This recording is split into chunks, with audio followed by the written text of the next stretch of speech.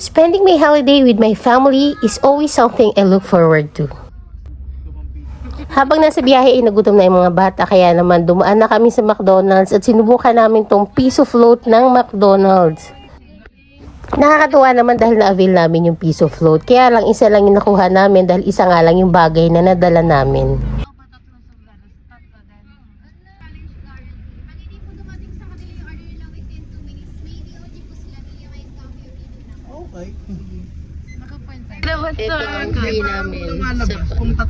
So yun na nga, bumiyahe na kami ulit, and this time it became even more special because we were about to attend my sister's birthday party.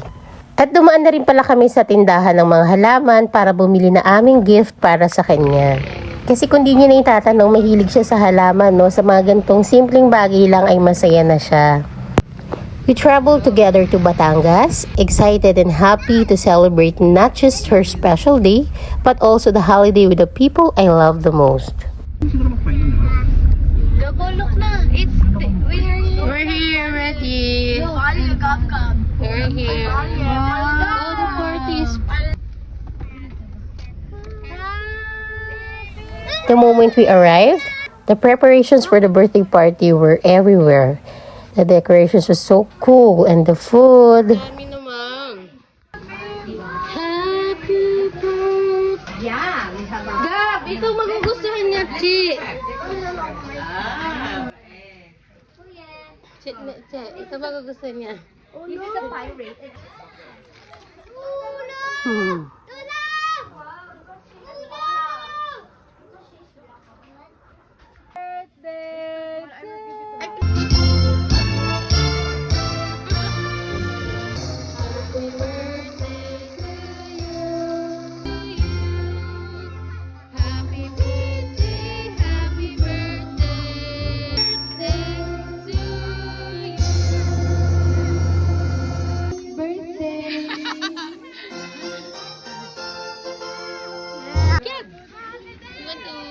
Them?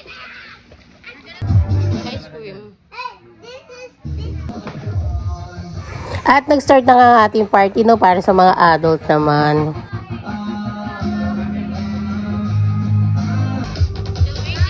Nakakatuwa lang kasi alam mo yung para kang nasa parasayawan sa mga probinsya, ganon.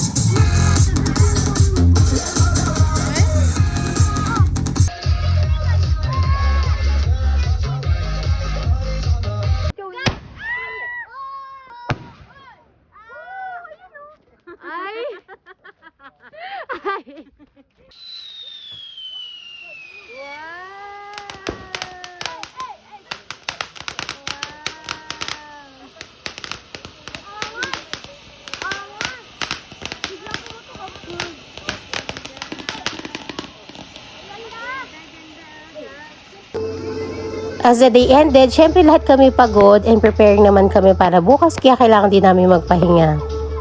Alam niyo mga kamams, simple moments like this are what truly make holidays unforgettable, diba?